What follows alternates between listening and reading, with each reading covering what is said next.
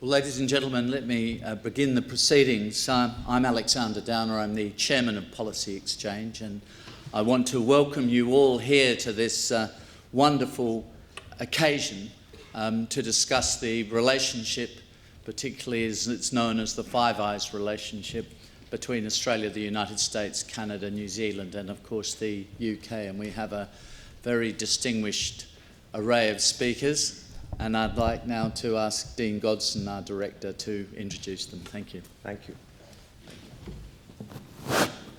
I've never heard such a hushed silence in an audience before, and in fact I don't know what the collective noun for a group of former Prime Ministers and Foreign Ministers is, but if someone can come up with that later, that would be very gratefully received. But it's of particular significance at this time, this juncture in the global scene, that we've been able to assemble this wonderful panel of distinguished practitioners and people who've superintended the Five Eyes arrangements. Politically, all of them will be very well known unto you. As you know also, the Five Eyes arrangements originate in the wartime signals intelligence cooperation between the US and UK, the UK-USA agreement of 1946, then Canada's accession, and then Australia's and New Zealand's latterly in 1956. It remains of the utmost relevance to contemporary debate, and that's why not merely the quality of our speakers panel, but also of the audience here today, and we'll look forward to some very serious discussion and debate in the question and answer session afterwards. Our speakers will each speak for 5 to 6 minutes on their own experiences with regard to the Five Eyes, and then, as I say, we'll throw it open to the floor. So it's my great pleasure to invite one of the great vote getters of all time, one of the great conservative politicians of post-war era, Stephen Harper, in alphabetical order. Welcome for the first time on our platform. We're honoured to have you here. Look forward to hearing what you have to say. Well, thank you very much, and I'll try to be brief and really leave most of my time for discussion. So in terms of the Five Eyes, it's interesting. It's both, in a way, as a leader, I found it critically important, and in some ways, not as topical as you might think. When I say critically important, it obviously, the membership of the Five Eyes represents, for Canada, some of our most important relationships in the world, not just with the United States, Britain, Australia, New Zealand. These are countries that sort of share, in my view, all of the critical elements of foreign policy: alignment on security matters, alignment on matters of prosperity and economics, and alignment on matters of values and democracy. But then with the Five Eyes, there's a fourth element, not critical, but exists, which is this kind of broader historical, cultural overlay, and long history of cultural cooperation, and obviously action in international affairs and global conflict through a long period of time. So obviously these are intimate relationships, and the security sharing, the sharing of security information, which is done, to be frank, principally through line agencies, but ultimately comes all the way up to the Prime Minister or the Chief Executive's office. This is obviously very critical. On the other hand, what's interesting about the Five Eyes is, say, unlike the G7 or any other number of other summits we do, Commonwealth for Canada, Francophonie, NATO, the Five Eyes as leaders never actually met at any time during my 10-year prime ministership. Obviously, I met individually with all of these leaders on multiple occasions, and sometimes with groups of them, and on more than one occasion, 4 of us, minus the US president, met at Commonwealth and other summits. But it doesn't kind of have the same institutional breadth, in spite of the closeness of cooperation of some of the other relationships. So I say that's just interesting. In spite of all of these very intimate bilateral relationships, all of this intimate sharing of security information, which really is beyond a closeness you have with any other ally, there's actually no institutional manifestation of this at the leaders' level. Today, obviously we're going to talk about this. Today, I think I see that the topic is the importance of the Five Eyes in an era of global insecurity. But, talk about the elephant in the room is obviously the rapid and unorthodox populist political change that we are having all around us, which is most vividly manifested in the obviously in the new American administration. And I'm actually writing something, I have something coming out about this in the fall, a book, and I would really put all of my future comments on this in the following context.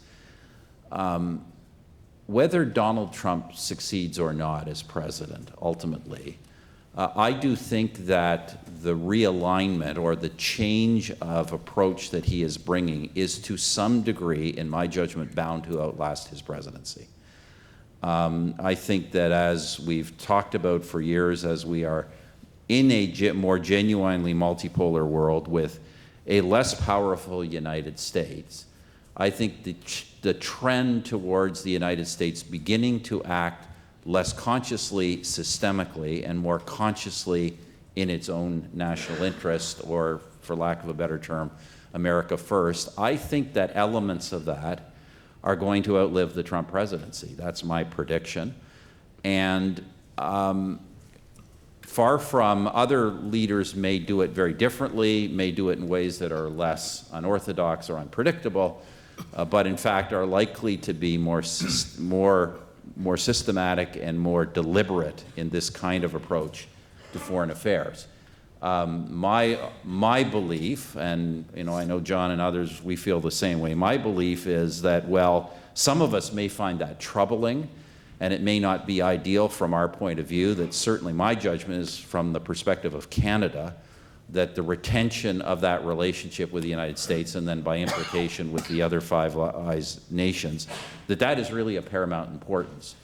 And we can decry some of these changes in U.S. approach, but to a significant degree, I think we should be asking ourselves how it is we can properly adapt to it to make it still valuable for us. Because the truth of the matter is, when it comes to security and the other things I mentioned, prosperity and value systems, there really is no alternative in the world for us but a strong partnership with the United States of America. So those would be my introductory remarks. Brilliant. Thank you.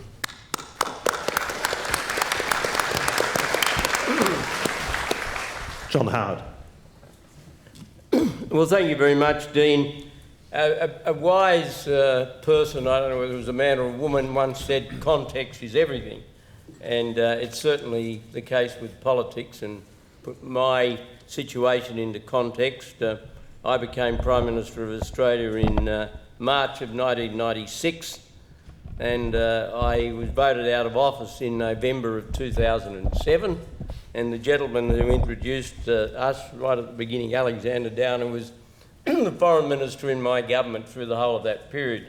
Now, I mention those dates, of course, to remind the audience that that included the period from the terrorist attack on the United States in 2001 until, of course, now, and it, I suppose, was the inauguration of the era of Islamic-based terrorism being the principal security challenge that the world faced. And of course, inevitably, because it embraced that period, it meant that I had an interface with the intelligence agencies, not only of my own country, but also, and particularly, the intelligence agencies of Great Britain and the United States, and that was specifically, of course, further in the context of our military operations in Afghanistan and Iraq.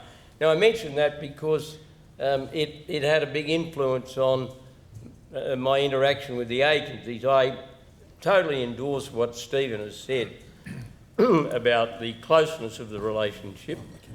It's an expression, I suppose, of the commonality of values amongst many loosely called Anglosphere countries. It's hard for me to think of 5 countries in the world that more comfortably relate to each other, and when it comes to fundamental democratic values and attitudes to the world, which Stephen rightly makes the point, you shouldn't personalise the attitude of countries too much. And there is something to be said for the argument that irrespective of what people may think of the policies of President Trump, the desire of the American people to see a bit more burden sharing, particularly but not only by European countries, is something that I think is real. It's been there for a long time. I'm old enough to remember the speeches that were made by the former Australian Prime Minister Robert Menzies justifying Australia's alliance with the United States in Vietnam, which of course was an extraordinarily controversial issue in our country and around the world, and he never forgotten him making the point, why should the sons and daughters of parents in the Middle West in the United States carry all of the burden? I think he actually just said sons, because at that time women weren't serving in the military. Now, I wouldn't want people to think I'm a slave to political correctness, so I'll adjust my language and just say sons. Now, I mention those things to reinforce the point that the Five Eyes arrangement, which is of priceless value when it comes to dealing with intelligence, there is nothing more important in dealing with the terrorist threat in whatever form it takes than timely intelligence.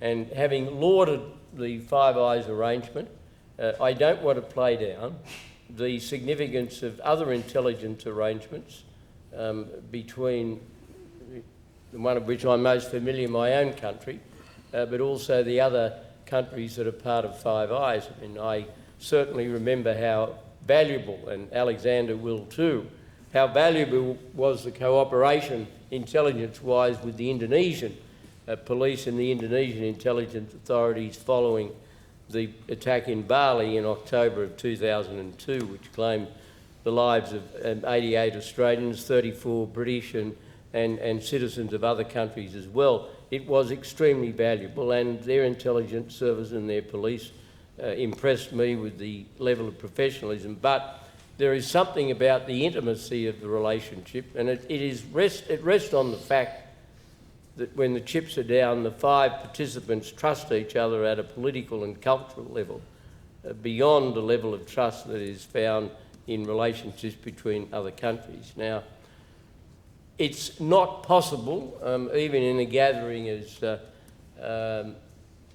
enthralled of the Chatham House rules of discussion, for me to go through individual security incidents where the tributaries to the solution to the problems to be found in the operation of the Five Eyes arrangement. But I can say that in the years between 2001 and 2005, when Australia was involved with the United States and the United Kingdom and others, but principally the United States and the United Kingdom, in military operations in both Afghanistan and Iraq, the level of access that was available from MI6 and the CIA and the confidentiality and the frankness, the candour of the briefings that I received and Alexander would have received from the heads of those two agencies drove home to me on a personal level just how much it was seen as a special arrangement, and the value of that arrangement to countries like Australia and New Zealand is very good. And I think it's important that Stephen's point be understood, that these are arrangements that are institutionalised in such a way that they will survive political change. I mean, I remind myself that for the whole time that I was Prime Minister, the whole time that Tony Blair was Prime Minister of Great Britain, I was Prime Minister of Australia. And his politics were, well, how shall I phrase this, formally different from mine. They were formally of the centre-left. I mean, people debate how far or whatever, but that's a matter for political debate here, and whereas for most of that period of time, George W. Bush was the President of the United States, but one had the confidence and the sense that the institutional arrangements would have endured despite those political differences, and that's very important. That's not to suggest that elected leaders aren't those who make the decisions, but it is to suggest that there's an underpinning that's very reassuring that will survive changes of government. Now, I know there might be a question or two later on about Operation Galileo, which is causing quite a bit of consternation in this country because of, in the wake of the Brexit vote, which incidentally I should put on the table, that if I'd have had a vote, I'd have voted to leave the European Union, but then that was not meant to be an applause line, and nobody, you know, nobody prompted me to do that, but I just felt in all honesty I ought to make that point, that it appears to be something of a casualty of that decision. Could I offer the view that security is so important that the last thing you do is dismantle something that exists and works. What you should be doing in relation to security is adding value and adding arrangements. But my concluding point is that Five Eyes works overwhelmingly because there is a cultural and values-based affinity between the five countries that is hard to be replicated anywhere else in the world. And that's not a piece of Anglo-spheric triumphalism, it's just a statement of fact that we do have institutions and attitudes and approaches, a proper separation of the elected authorities and those who advise them on the best policy. And I think because in the five countries those values have endured, that has contributed mightily to the success of the Five Eyes arrangement. And from the years that I was Prime Minister of Australia, I was regularly, because of the incidents of those years embraced, I was regularly reminded of how incredibly valuable the arrangement was. Thank you. Thank you.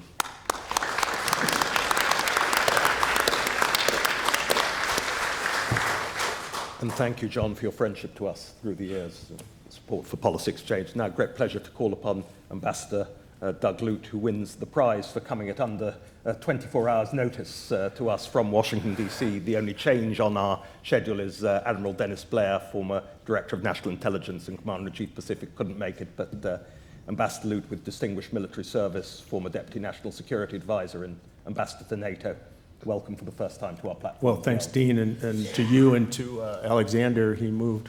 Where is he?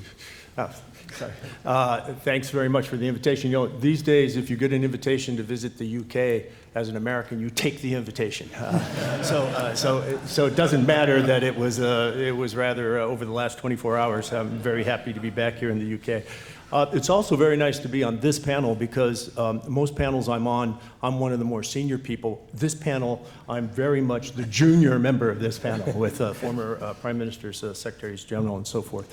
I think the thing that I bring to this panel is the role of a consumer of Five Eyes intelligence. So I have a 40-year career, first as a military officer, and then 6 years across 2 different presidential administrations in the White House, and then most recently 4 years as the U.S. ambassador at NATO, to consume Five Eyes intelligence. And I wanted to share with you a little bit what it means when you arrive at your desk one morning and you are reading through the intelligence, or you're being briefed on the intelligence, and 1 or 2 bits of this intelligence are labeled at the top and the bottom, Five Eyes.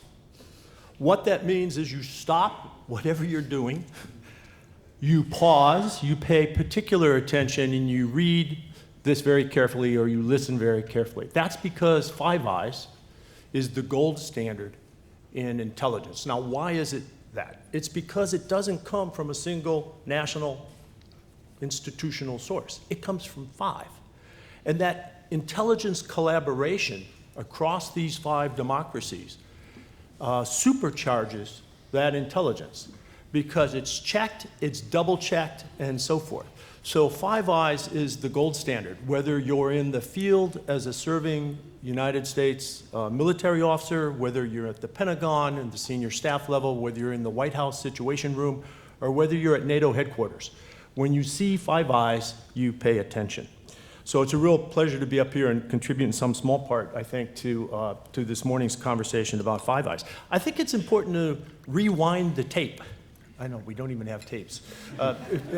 Bear with me. The younger folks, I can help explain this later. But rewind the tape and provide a bit of a broader perspective on this. How did we get Five Eyes?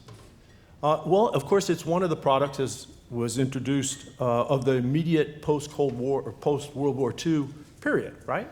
And this is a period that saw all sorts of institutions, military, political, intelligence, economic institutions crop up as a response to what the world had just gone through.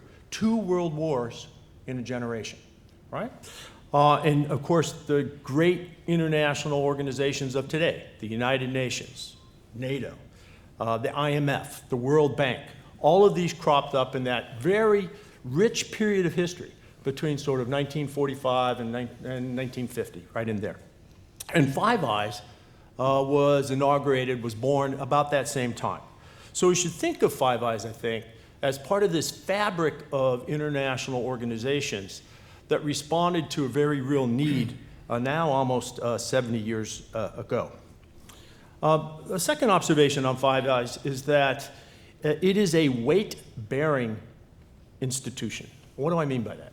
What I mean is that when politics sometimes rub a little raw, and politics can do that from time to time. In fact, politics almost always do that.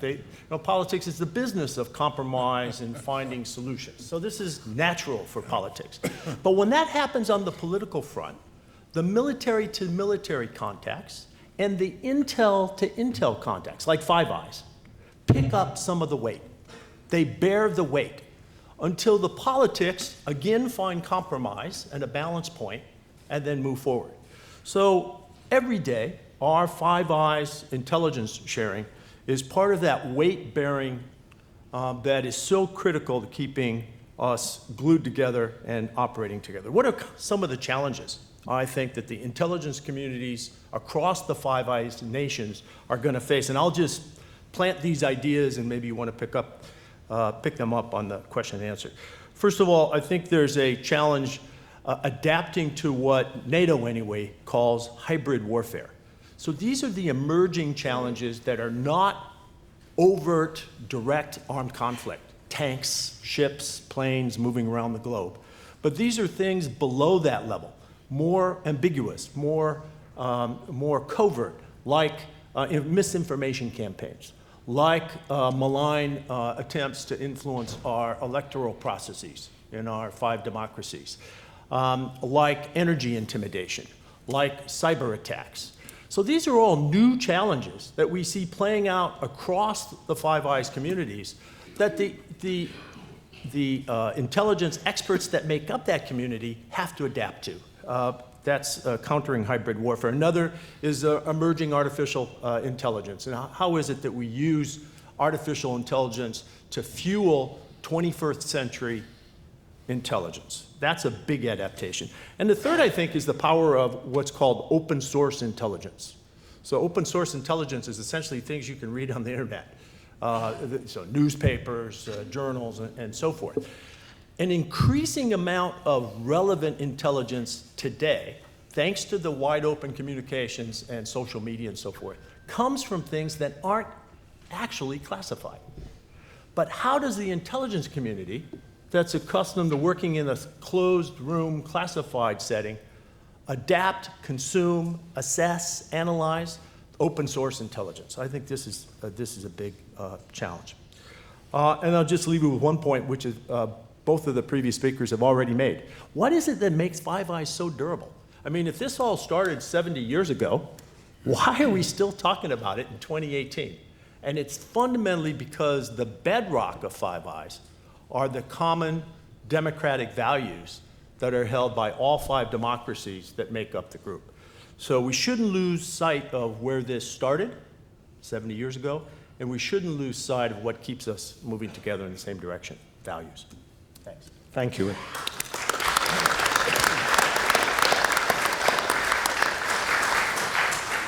Thank you for a masterclass, really, and thank you again for coming at such short notice. Now, my great pleasure to call, I think, upon the only native Londoner on our panel, Sir Donald McKinnon. I think we're all the rest of us are foreigners of one way or another. So, Sir Donald, thank you again for your spontaneity and welcome for the first time to our platform.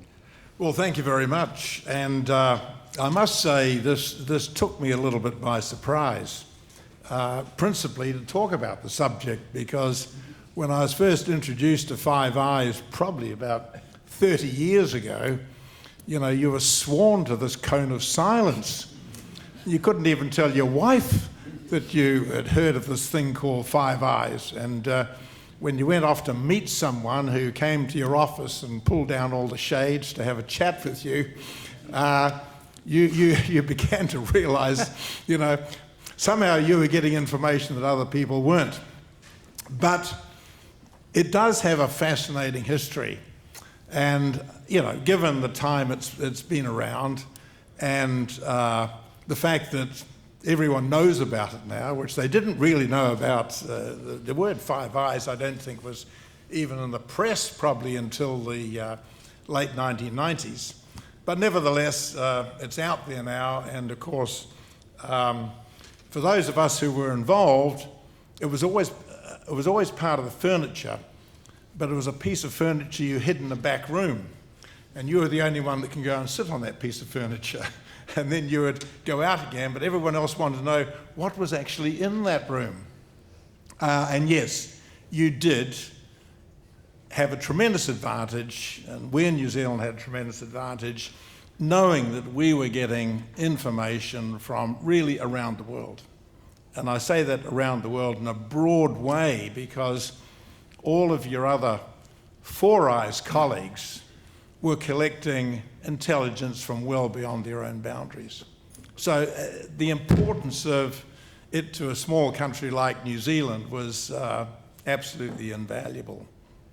But I was of that generation whose parents came out of World War II. My father was a serving military officer, and the bond that was developed amongst those Allied forces out of World War II really developed that signals intelligence, that defense intelligence that ultimately morphed into, we've got to hang on to this. This is very valuable. We're all together now. We all believe, it's been said by everyone, in the democratic values. We've upheld them. We've lost blood to them. We've lost our colleagues to them. We don't want to lose it. And so that defense intelligence then morphed into what it is now, quite large civilian structures for the purpose of finding out what's going on, which is not otherwise visible. And as my colleague here said, it's true. A lot of intelligence that's now collected, you could be reading it in the papers, but it just it's the other pieces of the puzzle that add together to make some little piece of information that you have look a little bit more credible. So those bonds of the Allied forces out of World War II, they really did hold together for a very long time, right through the 60s and 70s. And hence, that's why it worked so well, because these people all believed very firmly in what they were doing. And I also found the officers. I mean, I was a political person, as was Stephen, as was John Howard and Lord Robertson. But all those officials who spend their larger part of their waking life, delving into information, they were a community of their own. They could tell you who in MI6 or who in the CIA was following a certain pattern of activity because they were always in contact. So the solidity of and camaraderie of the officials working below the political level was possibly even stronger. They really did believe in what they were doing was so important to the West generally, and nothing was really going to stop them. But still, you know, the only way it's going to work is that everyone is getting information they can, and there's no question that the gentleman on my right with us, who would have been gone down to Langley a number of times, and the CIA, where there's thousands of people working down there, we benefited by that. How did he benefit by New Zealand? Well, we certainly had the ability to collect a lot of information around the Pacific in a way which actually was quite hard for Americans to collect that information. But all this comes together, and as John Howard says, when it's tested almost 5 times by each of the partners as to the value of the material, you know at the end of the day that what you're getting is not something that, you're not going to get, that someone's trying to put you into a blind road because it's been tested so many times. How many others could infiltrate? Now, I've no doubt people have tried to infiltrate Five Eyes with misinformation, but it doesn't get very far in because there's so many testing provisions that are there all the time to check that veracity. The other factor is, of course, that when you travel as a minister, and I was foreign minister, deputy prime minister, going back to the 1990.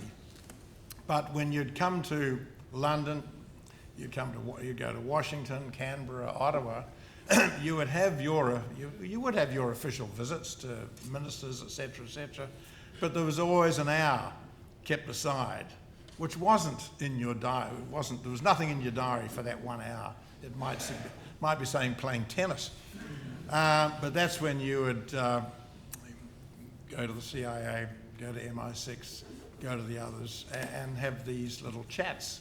And that was very valuable because, again, it brought that sort of human element into it. That the person you were meeting, you were judging that person and deciding, can we trust or should we not trust, sort of thing. And that all built on this work. Now, another interesting thing I leave you with is that there's always been a high level of skepticism in my country about this issue. But once people in Parliament have become ministers and have realised the value of this, suddenly that scepticism diminishes very rapidly. And they realise they are getting something very special. But of course, they can't talk about it anyway. But they know enough about it to know it's worthwhile hanging on to. Now, of course, I should say in the course of which that New Zealand was the one country that got on the wrong side of this issue, the whole Five Eyes element, back in the mid-80s, when the government of the time there decided that New Zealand should be nuclear free. The result was we fell out of ANZUS, and the result of falling out of ANZUS was suddenly a whole stream of intelligence was cut off. We ceased to be an ally of the United States. We became, I think, maybe just a friend of the United States. But anyway, it was pretty disruptive. And it was a lot more disruptive than what the government of the day realised until they realised what they lost. And they then had to spend a huge amount of money building up an intelligence apparatus internally to make up for some of what was being missed. I'm not going to go into details about what gaps had to be filled or where it had to be filled, but it was a pretty traumatic time for those in the intelligence community and those who normally would have been able to trade information, of course, for other information. My party came into power in 1990, and I could see immediately, knowing the history of this whole thing, that we were missing something. Now, to tackle the United States on any issue relating to intelligence or defence is not something you do without a fair amount of thought. However, we had at this early stage been prepared to commit troops to quite a significant UN engagement in Somalia. And I took it upon myself to go straight to the American Secretary of State, then Warren Christopher, and say, look, Warren, you know us, we know you, we are in Somalia, you're in Somalia, a whole bunch of other allied nations are in Somalia. What about considering lifting that lid on intelligence for us as it pertains to East Africa? And he said, well, Don, I'll think about it and I'll come back to you. And 2 days later, he came back and said, we'll do that. And that was the beginning of opening up, once again, our linkages, specifically New Zealand linkages, back into the full 5 eyes as opposed to what was then just 4 eyes. So we were getting 4 1/4 eyes, I think, for a while, and then it developed on, and I think it's pretty much back to normal now, but I'm no longer on the inside of these things. I haven't had an intelligence briefing for quite some number of years, so I can't comment on current situation, but that's where we are today. Thank you. Thank you.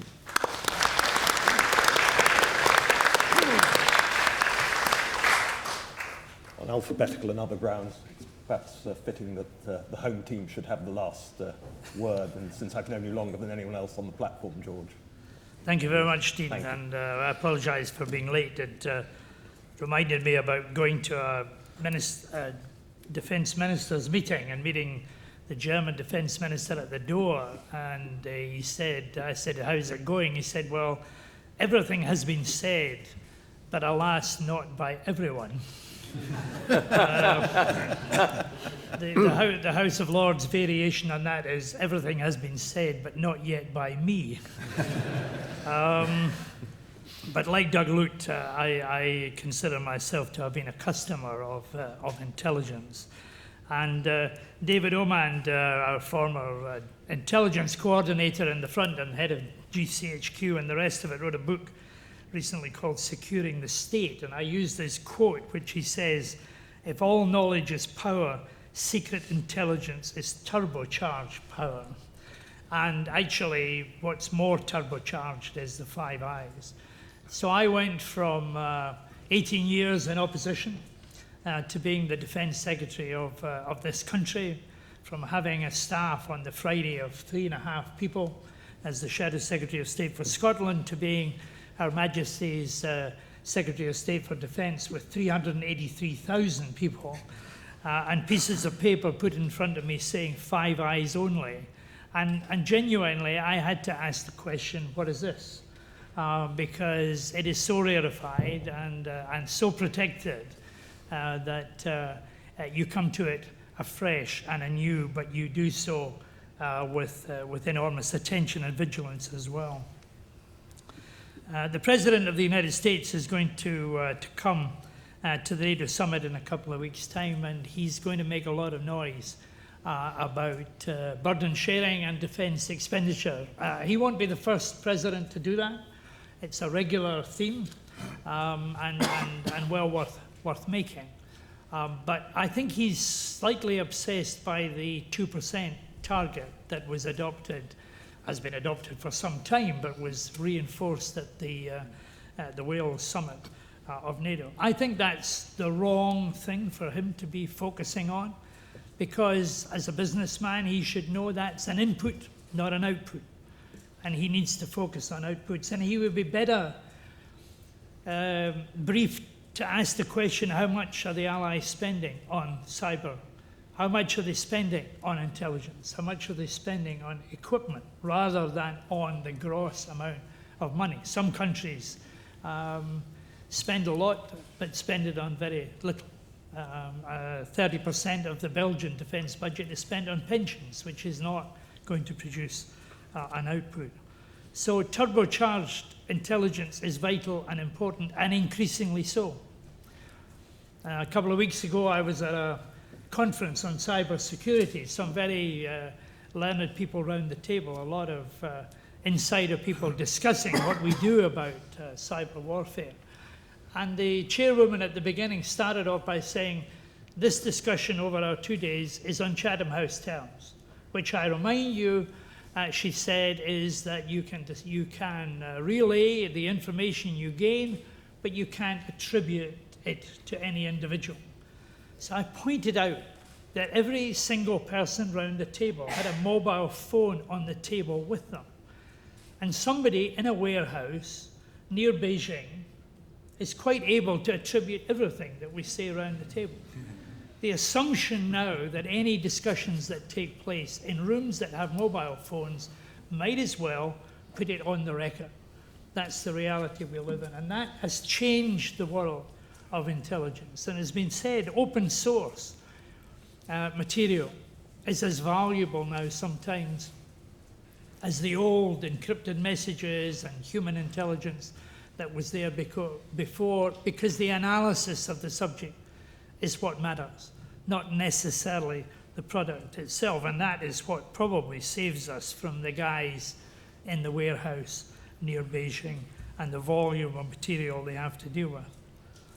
So in a world where there are these new and novel threats around about us, which our generation in many cases doesn't actually understand, never mind triumph over, then we've got to rethink the ways in which we deal with threats and problems and how we're going to handle them in the future and make people safe in the democracies.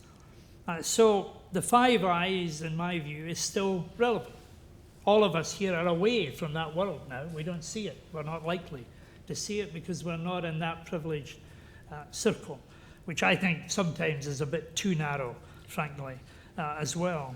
But it is a valuable and important and unique network of intimacy and familiarity and trust, which has meant that over all of the years, the Five Eyes intelligence still matter in the world today. And the element of trust is absolutely crucial to that.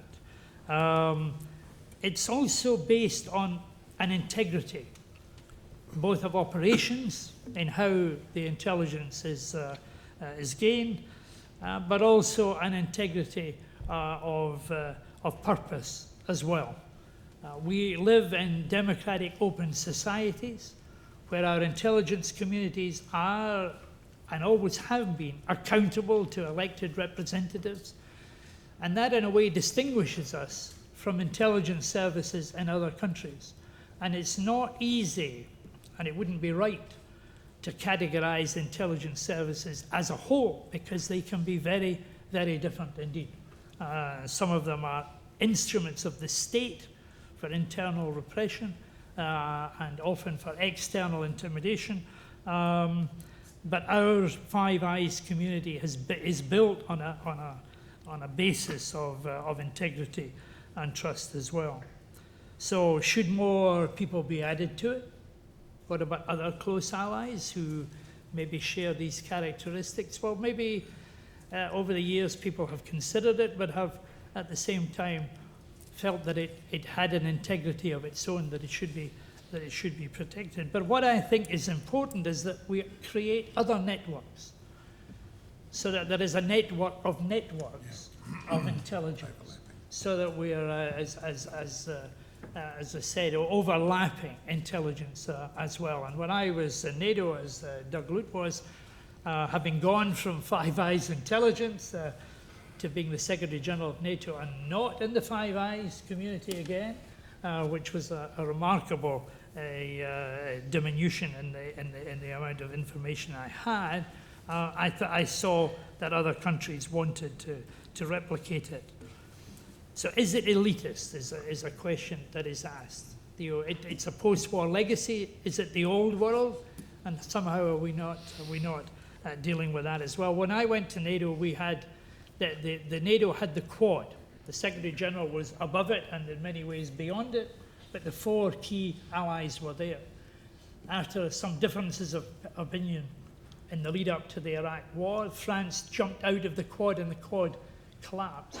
And all of the other countries who had complained about the Quad, in many ways giving a lead in NATO, suddenly realized the value of the Quad and wanted it to come back because leadership was important. So I think leadership in this world is going to be important, and therefore the Five Eyes produces something that is unique and hugely valuable, and that community of trust, I think, is something that needs to be built on and not replaced or done away with.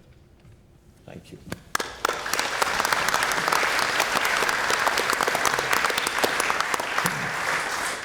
I'm going to now turn it over to the floor, all on the record. No question too outrageous, just you have to state your name and organisation first. So I know that there are a lot of people who'd like to ask questions, but I'll just get a sense of who's gentleman in the front row. Name and organisation. Can you just wait till the microphone? Ewan McCaskill. I'm a reporter in The Guardian, cover defence and intelligence. It's a point that Lord Robertson was making.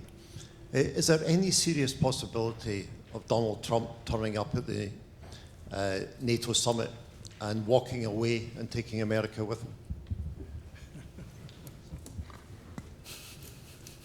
Is that directed at any of us? So I'm happy to take that on. So most of the policy decisions taken by President Trump in the first 18 months of his administration have been executive decisions. That means he holds, as the chief executive in our system, the power to do that, literally with the stroke of a pen, right, his signature. NATO is different. NATO is a treaty obligation, which was taken by the nation of the United States. It was ratified at a 2/3 majority, which is required by our Constitution, by the Senate of the United States. And any structural change to that arrangement would have to go through the same process. So this is not something where any president, President Trump or any other president, can simply sign America away from a treaty obligation. That would require literally an act of Congress.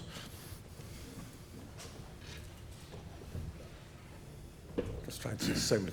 Gentleman at the back there by the camera in the dark suit. Please, so people can hear. Hello, I'm Bob Seeley. I'm Member of Parliament for the Isle of Wight, and I sit on the Foreign Affairs Select Committee. Before I got elected last June, I was one of the users of Five Eyes because I was working on the ISIS campaign in Iraq.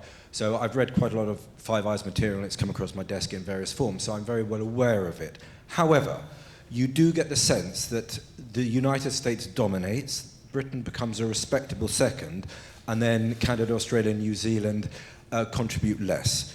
If Mr. Trump does more no for, as in no foreign eyes, how is that going to change the Five Eyes system? And is there enough robustness in the other four members to still make it valuable and to make it attractive to the United States to continue to be part of it? Thank you.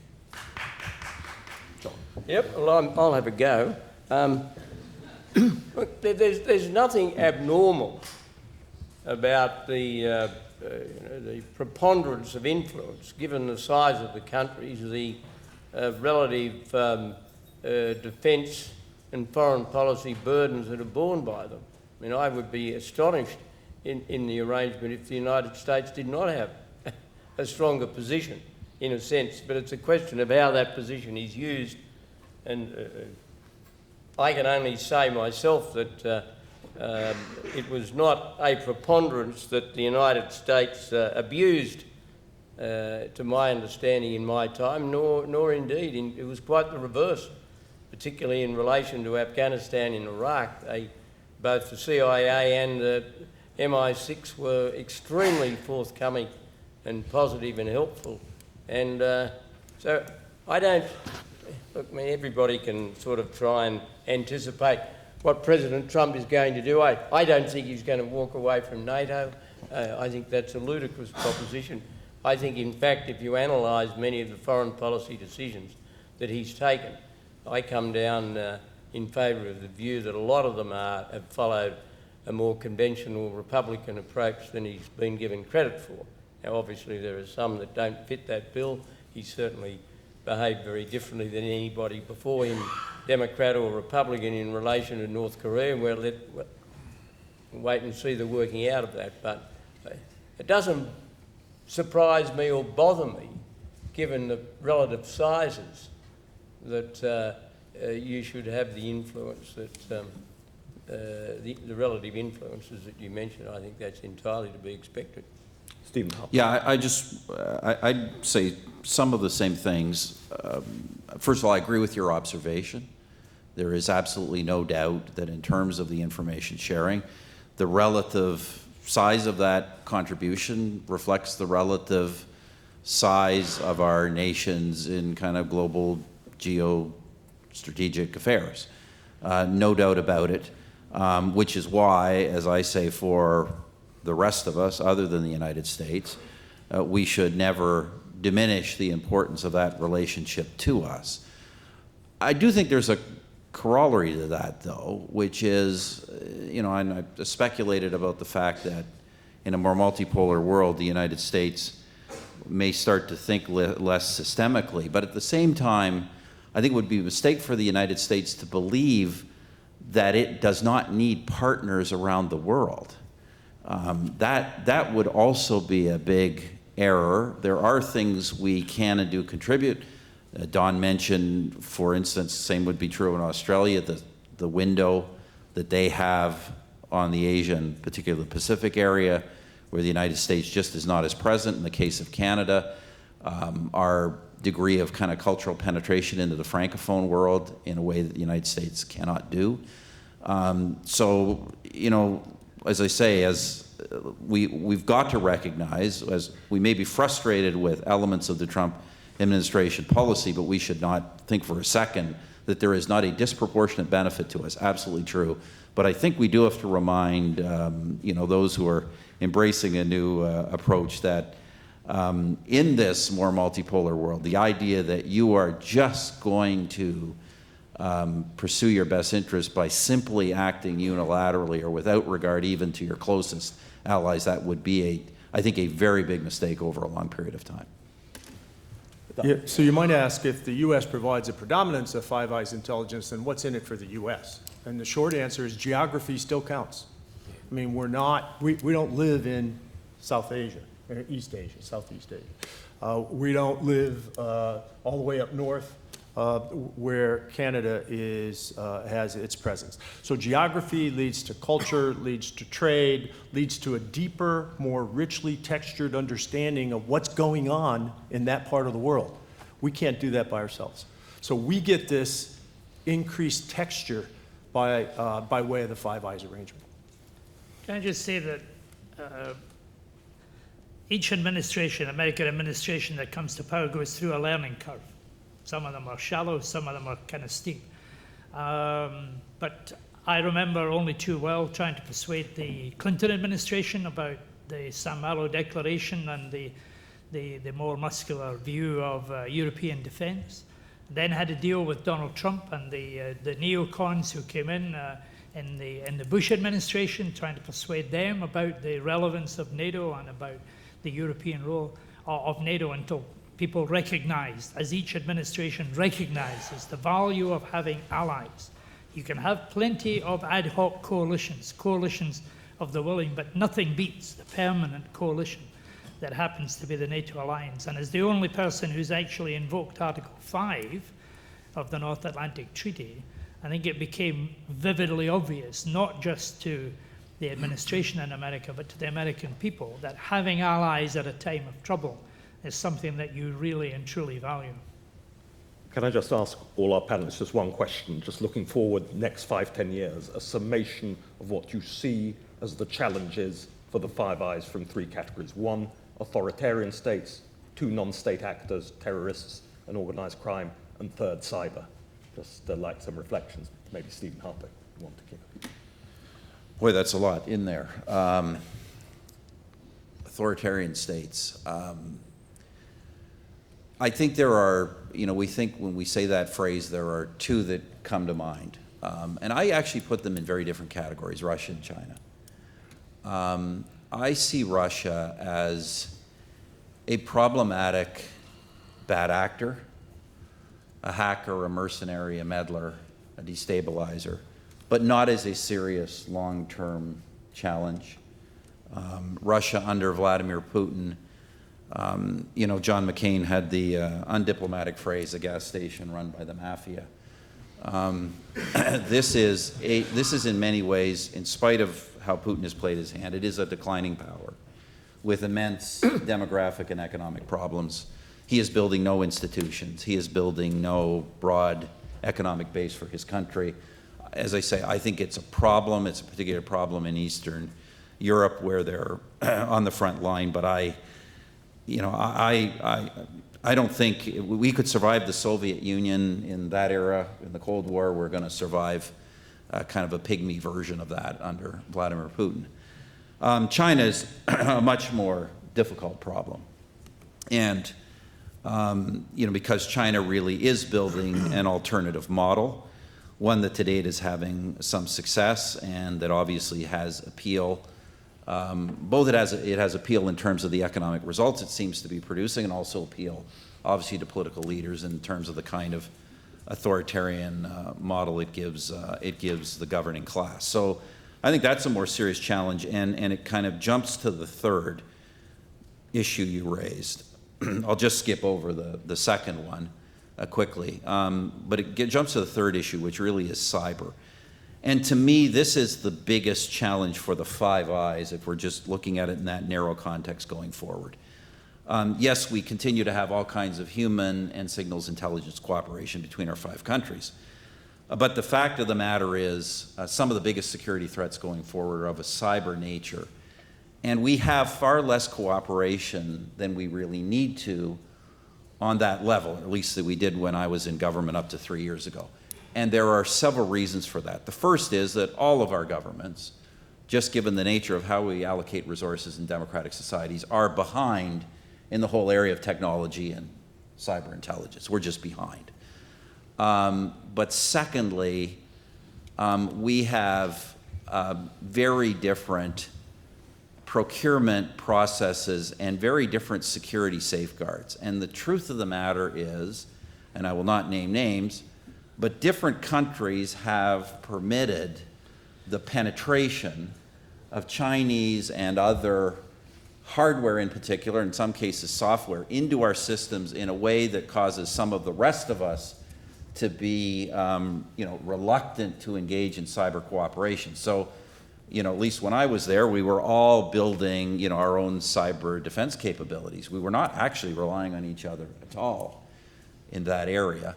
And that, of course, then, to be blunt, is reinforced by bureaucratic impulse, which is always to kind of build your own thing anyway.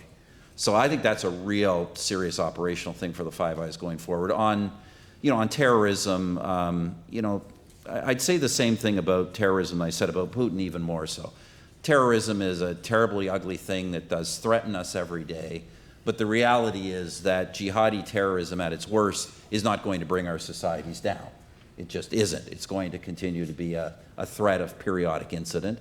I think our cooperation is very good on that. I think over time, certainly I can speak of Canada-US cooperation, which is very intimate. I think over time, it's actually gotten better and more effective. So I worry less about it, although when I say I worry less, does not mean, as with Putin, we don't need to be vigilant on an ongoing basis. We obviously do. Thank you. Doug Luke, did you want to say something? So number 3 is, I think, predominant here. So nation states, non-state actors, or cyber. I go with cyber. Why?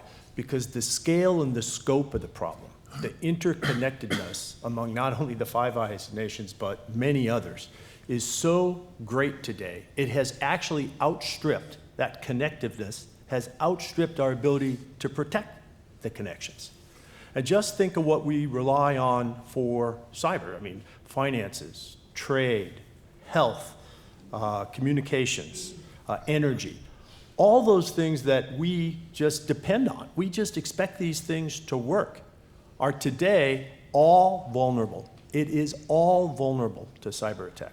So we sort of know how to deal with nation states. I mean, there's a big file cabinet in NATO. We can kind of figure out how to deal with nation states. Not so with cyber. So I'm very much where the Prime Minister was. Cyber is number 1 for me. Thank you. Let me stretch out a bit further. I think collecting information is so important. I think one of the dangers today, we collect so much information. In the end of the day, you actually have to have people looking at the best of that information and deciding what to do with it. I think we've seen many, many examples recently when information was collected, but no one read the information. No one was informed that a certain person was doing a certain thing in a certain place, that if it had been analysed, something could have been stopped. So the challenge of cybersecurity is just the sheer volume of material you're trying to collect in order to come to some kind of conclusion. But let us not be overwhelmed by we collected more information than anyone else. It's what do you do with it? How can you break it down very quickly? And in the end, it is people analysing this stuff that are going to give you your answers, not machines. Could I just make a comment about the relevance of China? Clearly the most significant political relationship in the world remains the United States' interaction with China. It's fundamentally more important than any other relationship. There is a big difference in China's position with the position of other countries that have been mentioned in the category of potential threats. China has a massive diaspora in Southeast Asia, and there are 1 million, Australia's population will reach 25 million soon. 1 million of them are of ethnic Chinese background. They're terrific citizens, making an enormous contribution to our nation, but it remains the case that China is very interested in the capacity to use those people to further her power and her interests. And I think over the next decade, how the world, and this particularly applies to a country like Australia, handles and reacts to the, on the one hand, the extraordinary benefit of a growing China, but also the fact that in common with all other nations that have emerged from economic weakness to greater economic power, she is asserting herself in a very significant way. And I think the capacity of our intelligence agencies to advise who's doing what and the right way to respond to that Chinese assertiveness in our part of the world is absolutely crucial. I don't downplay the cyber threat, but I think to pretend that there isn't a game in town involving China, particularly in our part of the world, is deluding yourself.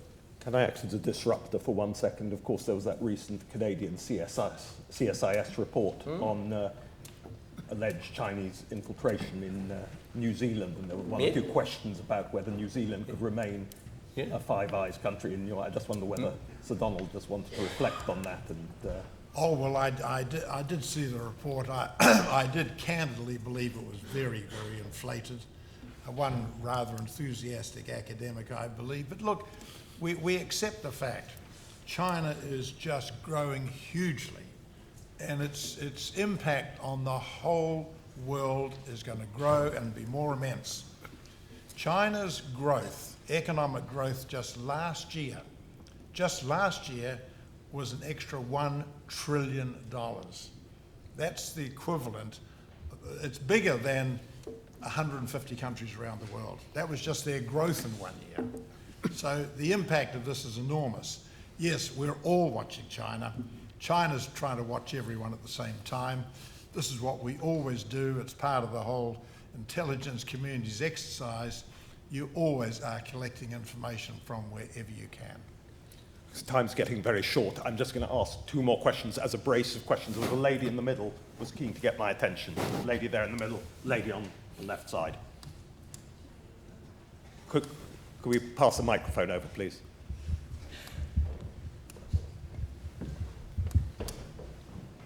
Thank you for waiting so patiently. We'll take them as a clutch of questions for our panel. Hi, Abigail Watson, Oxford Research Group. You spoke a lot about how Five Eyes has the advantage of having a shared cultural and political commitment to each other. But post-Iraq and post 9/11, there's been an expansion of intelligence relationships with countries that we don't have that advantage with, that we don't have the same level of trust and cultural and political closeness. I wonder what Five Eyes' role is in setting safeguards for that, and how much that's possible, or how much the US dominance means that it's difficult for Five Eyes to set those sorts of safeguards. Thank you. And lady there on the left, name and organisation, please. You can get a microphone.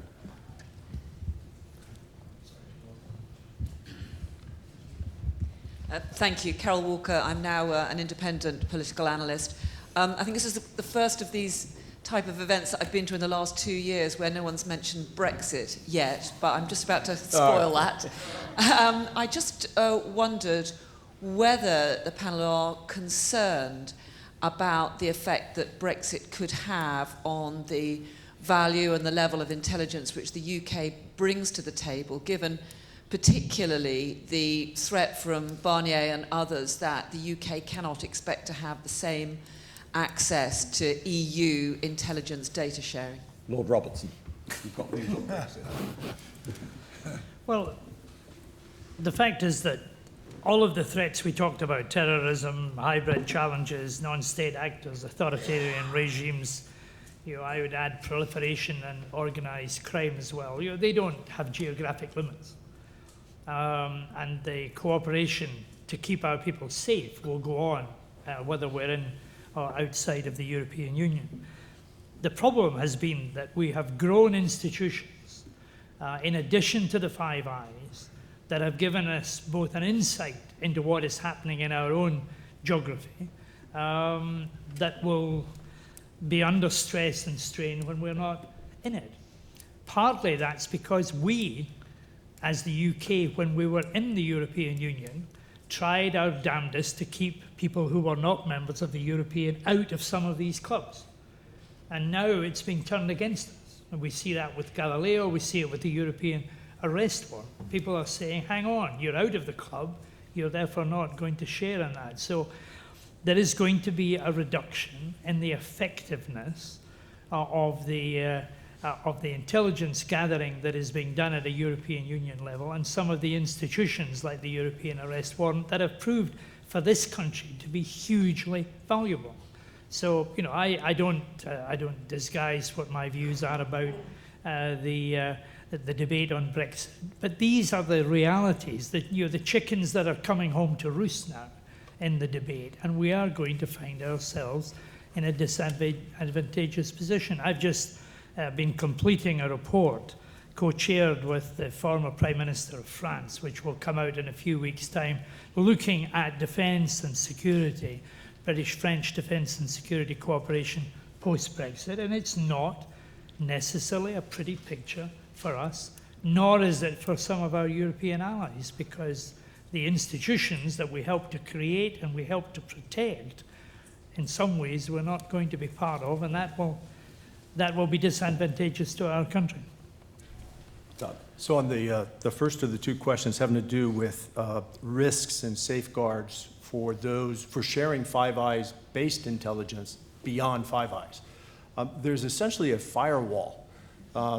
For those of us inside Five Eyes, we share quite completely. So sources, methods, techniques, assessments, and so forth. So that's taking place behind the firewall. Sometimes we choose to share analysis based on that very textured intelligence beyond the firewall.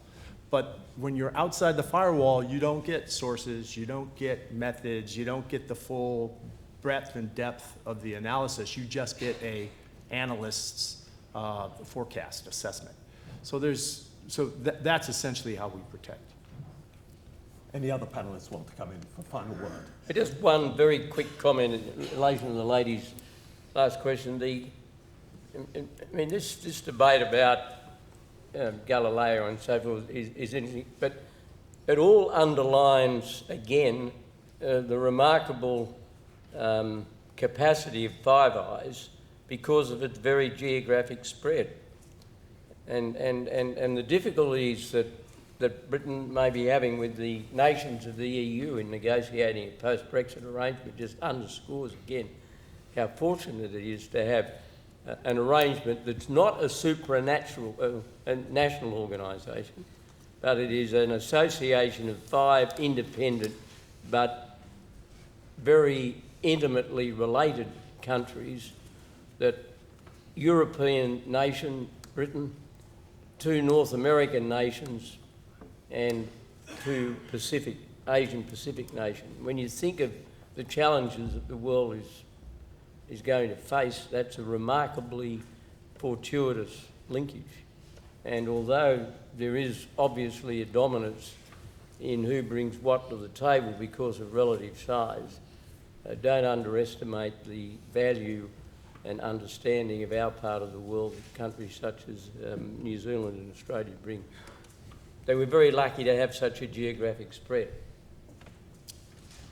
Stephen, maybe just as a last word, I just say this, something a little different, which is that as valuable and unique as the Five Eyes is, I mean, you can't really, as a national government in this day and age, do your job properly without intelligence and without, for a smaller country, without the intimate sharing of intelligence. And the Five Eyes, as Douglas said, is special. It is very different than any other intelligence relationship that we have with others.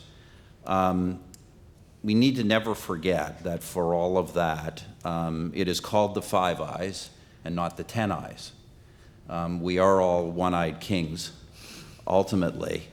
And as good as the information we get often is, and you know, it can vary in nature and quality, and some of it can be extremely reliable, it is still all, you know, it's all a complicated world out there, and it's all subject to confirmation bias and mistakes in analysis.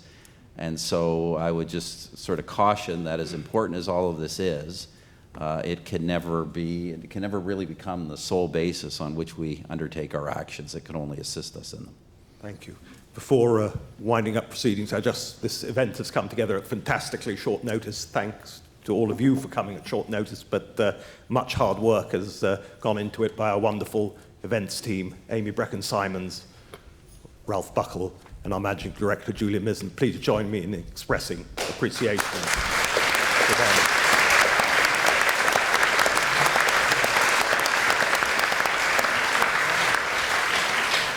There's one other variation on the schedule today. We're delighted to have the present United States Ambassador to the Court of St. James's, Ambassador Woody Johnson, here. If you'd just like to say a few words by way of a vote of thanks. Thank you for coming on our platform. All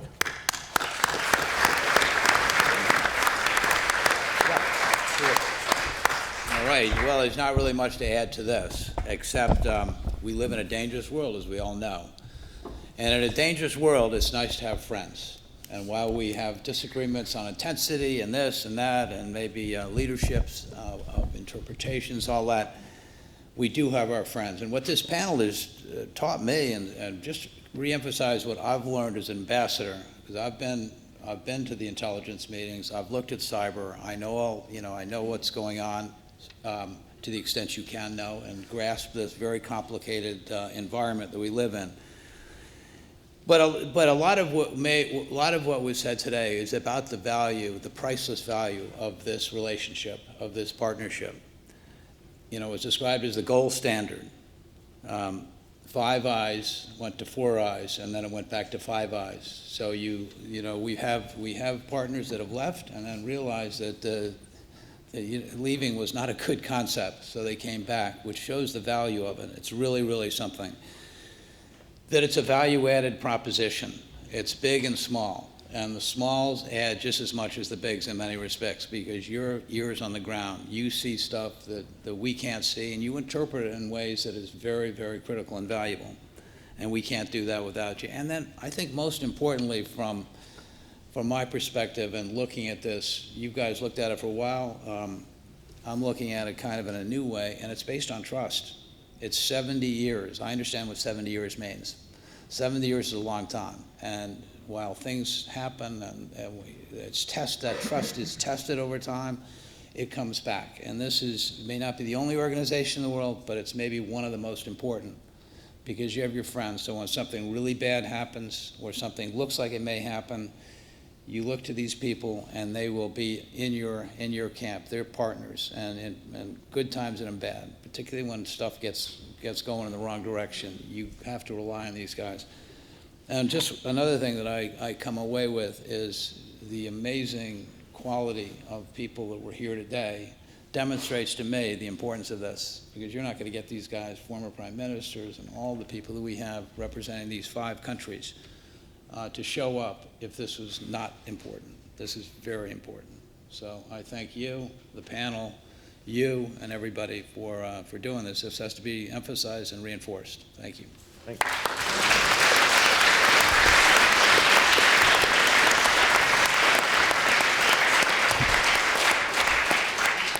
You're free to go.